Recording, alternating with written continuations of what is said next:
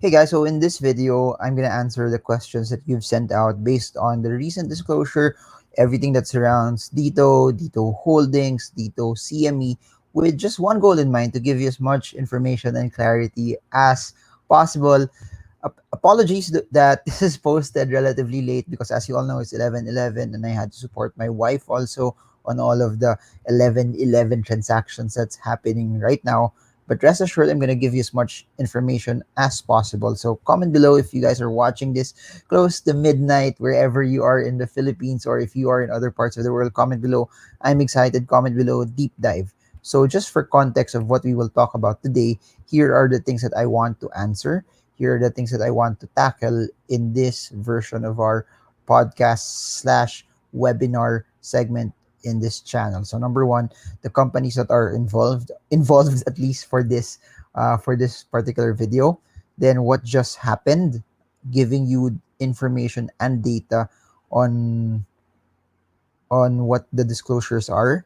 Number three, what does this do? And as an investor, how do you look at it from that particular lens? Number four, why did they do it? I mean, why was the transaction for Dito CME, Dito Holdings, Dito Telecom, what was the whole rationale behind it, what just happened, what did not change.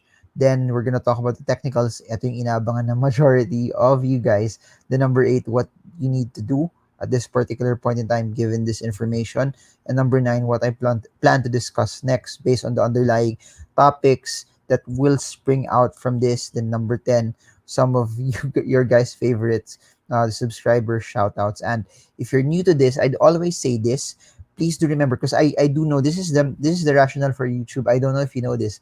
50% of the people who are subscribed are the ones who normally watch. Then the remaining 50% are people who are not subscribed. So if you are part of those group of people that are just dropping by for the first time, and you see that, wow, stock investing made easy, please do note that we may talk about stocks, we may talk about certain companies, we may talk about sometimes support, resistance, we may talk about valuations, but in no means this channel is telling you to buy, sell, hold, or avoid the stock. No means. Never ever. This is not a get rich quick channel. This is not a spoon feeding channel. This is not a channel na ito na lang yung bilhin nyo. We're not like that. This is not even a channel that's telling you that we're the best. We're not like that. The whole goal, the whole heart of why I create daily videos is just I just want to educate people, give people data, give people information, but the same way, information, data that will cause people to move forward, to help to push them to be encouraged, not something that will put people down, but something that will lift them up so that they can trade with confidence. And that's the whole goal. I want you guys, those who are watching, those 12,000 people who are subscribed to this channel, that, and yung mga tumatawid na nasa kabilang channel, to gain the confidence to trade the markets with confidence, because it can be done. You can trade, you can invest with confidence, you can do it without listening to other people. So never ever buy just because you hear it somewhere else, please. I will never stop showing this slide every day, because if there's one important thing that you need to know, it's this: technicals fundamentals are amazing, but it's conviction that will make you money over the long term repeatedly. Anyways, so the companies that are involved, as what I mentioned at the start, you have Dito Telecommunity, you have Dito CME, and you have Dito Holdings. So I just want to differentiate the three of them. So the telco talaga, yung mag-operate as a telco company, yung mobile provider, yung the one that will battle the service of PLDT and Globe is Dito Telecommunity. And as what I've mentioned in the previous videos, this is the one, at least from the start, no, owned by Udenna, then owned by China Telecom, and then owned previously by Chelsea, which they also sold to Dito Holdings. So eto yun. This is also under the 60-40 rule na 40% China. Please do remember that China Telecom, then the remaining 60% is owned by, as of now, privately held, or at least by majority held by Dennis C. Dennis Uy, not Dennis C. Dennis C, kaibigan ko yun. Anyways, he's the author of Rich for Life. Second one is Dito CME. This is the one that was formerly ISM. Please do note that. This is the one that a couple of months ago, ISM pa yung pangalan niya, and then they just changed it because of the deals that Dennis Uy made, and then they transformed it into Dito CME, which is basically a holding company also, pero the whole narrative of this is it's engaging in telecommunications, multimedia, and information technology. So just to differentiate, Dito Tel is primarily the mobile company. That's basically it. Dito CME is a holding company that will contain other businesses that are in conjunction to that are not just limited to telecommunications. Then lastly, Dito Holdings, for those who followed my previous videos, this is the company that took in the shares of Chelsea. As what I've mentioned in the previous video, Chelsea uh, used to own portions of Dito Telecommunications, Chelsea Infrastructure. If you want to know the structure of that deal, you can just go to that particular video. It was made prior to this, but when they sold it, yung sumalo ng shares ng Dito Telecom is basically Dito Holdings. So by this video right now, what's basically happening is the position of Chelsea is it indirectly owns Dito Telecommunications via its ownership or stake in Dito Holdings. And in the same way, whatever happens, whoever owns Dito Holdings or has shares or has positions in Dito Holdings will have indirect position for Dito Telecom as well. So let's continue. So what just happened? And I'm sure there are some people who already read this from the disclosures, but for those who have not, this is basically what happened. So Dito CME, as you all know, Dito Telecom is not yet operating. It's privately held, but owned, of course, when it was owned by Chelsea, it was owned by a publicly listed company. Then you have Dito CME, which basically is also still a holding company that's not really earning. Its earnings, as what I've mentioned in previous videos, are from interest, recurring income. So and then you have Dito Holdings, which is just basically a holding company of Dito as well. So Dito CME approved the acquisition of the outstanding common shares of Udenna CME.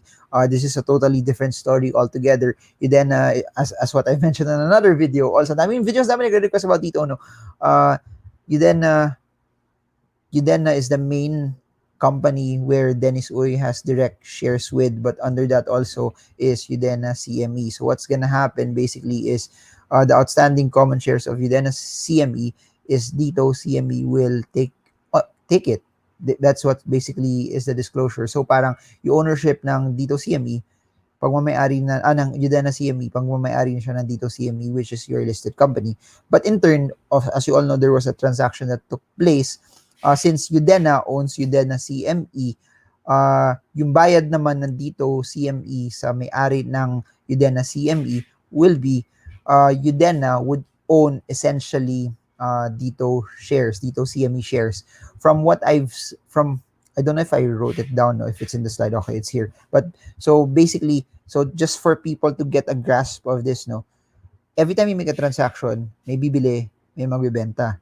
So essentially, yung Udenna CME shares, yun yung mabebenta, yung bumili dito CME. Pero since that a transaction took place, whoever owned dito CME to begin with must also receive something. And yung kapalit nun, and yung matatanggap naman ng dito, ng Udenna CME are shares for Dito CME. So that's basically it. So basically, Udenna Corporation would own 11.2 billion shares of Dito CME. The price range, this is already disclosed information, is from 6 pesos to 6.9 pesos per share. And what's so interesting about it, halos-sakto siya when Dito CME started to move up. Please do remember, I'm gonna show the chart later that it had a push up, then it started to consolidate. But yung pag-consolidate niya is in the price range of where Dito CME is gonna be, where Udenna is gonna buy the shares of Dito price at that particular range. So that's what makes it a bit interesting. So there. What else do I want to share about this? So basically, instead of Udenna directly owning Udenna CME, Dito CME now owns Udenna CME, but Udenna still has a position in Udenna CME because it owns a position in Dito CME. So basically, Udenna, I don't know if you see it well, owns portions of Dito CME. As it owns portions of Dito CME owns shares of Udenna CME. So that's how it would actually look. So Udenna will still have exposure to everything. Dito will have exposure to everything. And in essence, also, this is what people are asking in general.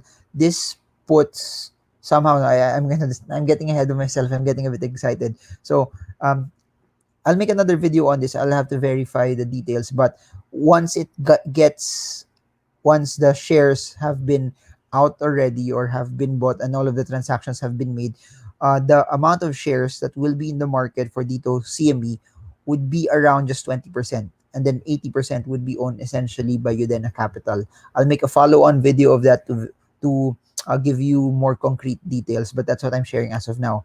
So we are currently at the 10-minute mark. Comment below, guys, if you're learning. Naalala ko kahapon, the video spanned for an hour, so I had to chop it into 2 videos. Comment ko napanood yun. First time ko maggawa ng 20 videos, na stock, hindi 20 videos, 20 stocks, na part of the stocks by request session. So what does this basically do? Now, in the video where I talked about Chelsea, and where I talked about Dito CME, and then when I talked about who owns Dito Telecom, a lot of you were asking, what's the direct relation of Dito CME to Dito Telecommunity? So basically, this gives clarity to all of your questions. Because of this, somehow Dito CME now has a direct, not a direct, but has a connection, although indirectly, to Dito Telecommunity. So as you all know, as of the time that we're making this video, Dito Telecommunity is not a listed company. You do not have exposure to Dito Telecommunity because you cannot buy it directly in the stock market. So the only way for you to do it is indirectly. Chelsea, which has exposure to Dito Holdings, and Dito Holdings has exposure to Dito Telecom, something like that.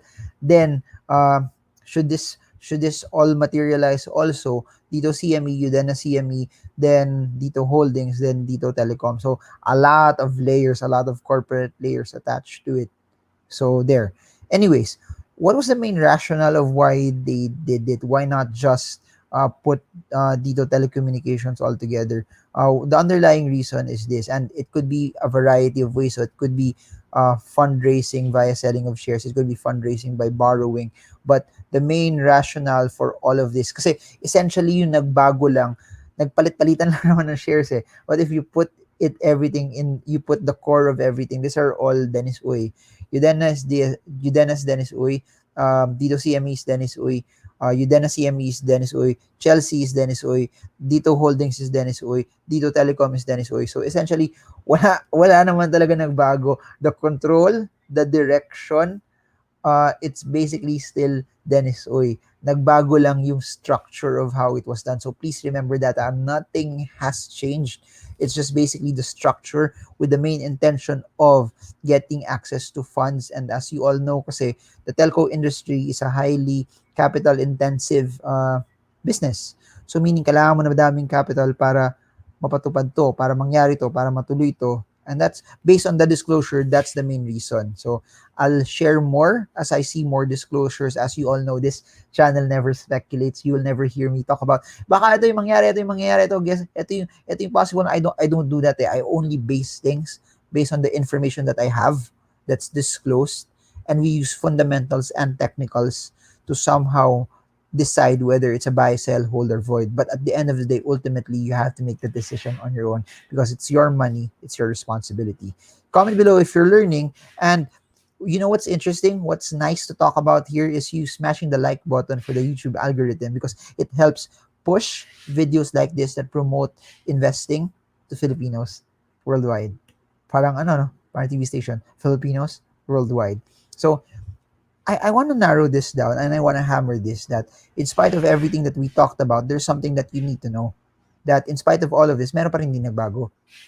This did not, by all means, change any of Dito's fundamentals. No change in Dito's fundamentals. I'm talking about Dito Telecommunity Corp kasi at the end of the day, yung investable naman talaga yung negosyo na magge-generate ng subscribers for mobile. Yung negosyo na lalaban sa incumbents na PLDT and Globe. So it's highly important that okay, tingnan natin yung Udenna, tingnan natin yung Udenna CME, tingnan natin yung Dito CME, tingnan natin yung Dito Holdings. Pero yung pinaka-importante, sino talaga yung kumikita? Sino talaga yung kikita? Sino talaga yung may chance to make money? And that essentially is Dito Telecommunity. So whatever is happening does not change any of it. So please remember that. That's why there's no need to really fuss about it. Kasi yung pinaka-importante natin makita, ano ba talaga nangyayari sa negosyo? And for me, ngayon, November 2020, they still are not operating. Hindi nagbago. Nothing has changed. Even from the time I started making videos mid this year, nothing has changed. So they're not yet operating and they still are not yet making money. So what you need to watch out for as an investor is March 2021, because that's the date where they disclose that, or at least they're mandated to operate. Please remember that all of this, if they don't get market share and they don't generate sales and they're not as competitive enough, the value of the company won't really be as interesting. The value of the company will only go higher based on what they're actually earning. So that's what I want you also to place a focus on, because all of this corporate structure, it gives news. And of course, news like this creates movement because wala pa naman talaga siyang earnings. But essentially, what you want to see is how good they are in setting everything up. If you want some milestones, how good they are in setting everything up, that as they approach the March 2021 deadline, when they're mandated to open, to start, to get ready, sales start to come in, how good will they be? And please remember, if March pa yan, the first signs of earnings that you will probably get will be somewhere around August when they declare their second quarter earnings. Most likely, dun pa yun. So, if it's November right now, it's still a 10-month waiting period. You will see na talagang kung may mga nagpalit na SIM card, if there's a buzz for it, but the only disclosed information that you will see will be around August 2021 pa. So why am I saying this? It's still, patience still needs to be deployed. All right? So there we are. We are currently at the 16-minute mark. Comment below if you are learning and you're still staying. Comment, I'm staying. Comment that, grabe naman to si Mr. Marvin Germo, ninanakaw pa yung oras namin sa natitirang minuto na meron pang 11:11 sale. But para sa akin it's nice to spend para sa minamahal mo, Nox. But it's also nice to build stuff like this kasi ito yung kinabukasan natin eh. You're investing, what you sow and what you plow today will determine where will you be also later on. So this is the chart. For those who watch my previous videos on Dito CME, I mentioned that it started to move sideways. I also mentioned it kanina that it was moving at the range where bibilin siya, or at least doon na magkakaroon ng share swap. And if you notice it, hindi na siya umakyat because doon din yung price range of where the transaction would be. But for all of us also who follow technical analysis, one of the reasons why it did not also go up is basically meron tayong nakitang resistance at the 7 peso mark which we saw as it hit it in October, boom, hindi na siya umakyat. After that, as it hit it end of October, boom, it hit it, then bumaba siya ulit. Then it hit it again, then it got hit again. Then after that got hit again, we saw it start to go down once again. Please do note, yesterday, Dito was not tradable because of the trading halt that they had. Anyways, let's continue. So what do you need to do? I was already setting the context for this, but please, very, very important. Just because pinag-uusapan siya, just because sikat siya, just because uso siya, just because it has a potential to be the third telco player, wag lang kayo makikiuso. Please remember that. Line up what your strategies are for fundamentals. Line up what your strategies are for technicals. Kung may lumabas na buy signal doon, by all means, i-buy. Kung may lumabas na sell signal doon, by all means, sell. But wag lang kayong babase sa pinag-uusapan ng lahat ng tao. Ibase nyo yung strategy nyo based sa napag-aralan nyo. Kasi yung napag-aralan nyo at yung skill nyo, yun yung magbibigay ng pera sa inyo. Hindi yung recommendation ng kaibigan nyo, hindi yung recommendation ng barbero nyo, hindi yung isang random tweet na nakita nyo doon. It has to be you. And if you make a mistake, it's okay. Okay lang magkamali as long as natuto ka, as long as it makes you better, bigger, stronger. So what I plan to discuss next, but I'll dig in for more data for all of you, is basically this. What will happen to the existing Dito investors based on the disclosure? How will it possibly go? Then will there be dilution? I got some questions about that. Then, whoa, kulang. I was supposed to ask 3 questions. Will there be dilution? What will happen to existing Dito investors? And Yun, dalawa lang. Dapat tatlo, alam ko tatlo yun eh. But anyways, if you have any questions also, guys, feel free to put it in the comment section. Kung may legit kayo na question, lagay nyo lang doon and I'll try my best to answer it. Kung gusto niyo lang supportahan yung channel na to, pero kahit wala kayong question, comment nyo lang doon. Gusto kong supportahan yung channel na to. Naawa ko kay Marvin Germo kasi hindi siya gwapo. Wala siyang pag-asa, kaya sumusuporta ako at nagko-comment ako para sa YouTube algorithm. Type nyo yun, buong buo, dire-diretso, kung gusto nyo supportahan yung channel na to. But if you guys have other questions, links in the description, Patreon community, YouTube community, slide a DM via Instagram. So, there. For those who want to invest in US markets, eToro, $50 virtual account, you get to trade for free using Play US dollar money. But in the same way also, those who want to learn about technical fundamental analysis, links are in the description below for the books that I've written, for the different playlists that I have in my two channels. And there, this is what we discussed so far. Companies involved, what just happened, what does this do? Why did they do it? What just happened? What did not change? Details, technicals, what you need to do, what I plan to discuss next, and then yung shoutouts as what I've mentioned. So there, comment below if you're learning. We are currently at the 20-minute mark, and I hope this is something that added massive value to all of you. And yun, I'll never stop making videos like this because I've been seeing the impact. Thank you so much to everyone who have been sending messages via Instagram DMs. Pasensya na talaga if you've been messaging me in Facebook, hindi na talaga ako nakaka-reply. Messages have been just so massive over the past few months. So there, but yeah, I've been seeing and hearing how this channel is making a positive impact on not just on your lives, not just on your portfolios, not just on your earnings, but it's I've been getting messages of it uplifting you, giving you encouragement and hope. And that's what I really want to do because I really believe that's what people need right now. In a time where it's scary, in a time where a lot of people are scared, I want to show you that there's a lot of opportunity around. I want to show you that we are sitting on and we are still at the greatest time to be alive. So, for those who missed it, I had 3 videos with Bo Sanchez. You can check it in my previous channel. Then, I just made a new video, kakalabas lang a few minutes ago or at least a few hours ago, where I answered the question, should you sell your stocks today? Then, also on the first channel, we talked about real estate. Then, we talked about 5 stock market hacks or investing rules for today. So, it's in my first channel. If you want more videos on technicals and fundamentals, the basics of the market, and everything else in between, uh, it's in that channel. Subscribe, smash the bell. And for this channel, if you missed it, I discussed bakit umakyat yung market yesterday even though masama yung GDP. Then I talked about 20 companies, stocks by request. Then I talked about what does Udenna own. I talked about PLDT, bakit ang ganda ng earnings nila. Then I compared Dito CME and Chelsea. Then I also talked about Mary Mart, bakit umakyat yung stock. Then I talked about Jollibee, talked about Pure Gold, talked about effect ng Trump, Biden administration, whoever would win, and what's happening to the PSE and in context nun. Yun lang. And I'm showing this kasi I really do hope that I spend a lot of time in these videos, and I really do hope it impacts as much people as possible.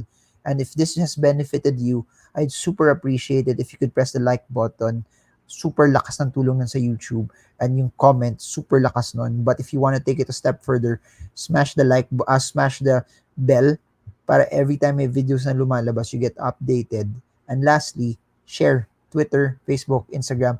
Pag linagay niyo siya sa Instagram stories, I'll try to share it also as well. Sa mga nagtatag naman sa akin doon, I share as much as possible. So, subscriber portion, subscriber moments, Jake Verata, Meg Suzuki, regular yan. Louis Cesar, regular yan. Si Made Vlogger, semi-regular. From time to time, minsan nandun, minsan wala. Naalala ko si Made Vlogger from Hong Kong. Ian Escares, Israel. Wow, Israel, regular ka na again. Thank you so much. Israel is from Pampanga. He's a regular subscriber to the channel. Nung pag-start yata ng lockdown, doon siya naging super regular. Gikan Las, thank you so much. Jay Gamitin.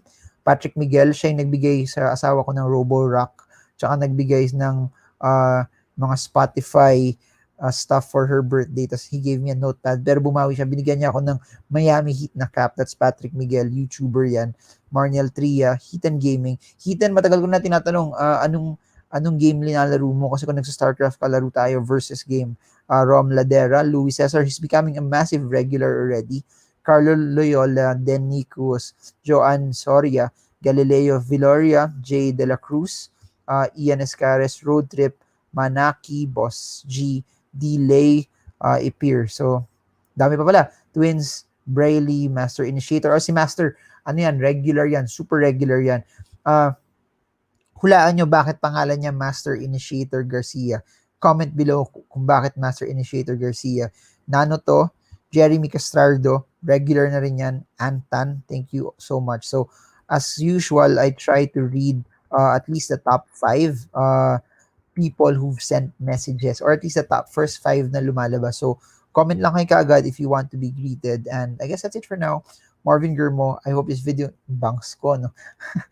Hope this video helps you trade well, trade strong, trade smart. Videos will come out also after this video. Appreciate it if you could watch it, you could like it, you could share, and you could subscribe also, and watch that if you want to know more.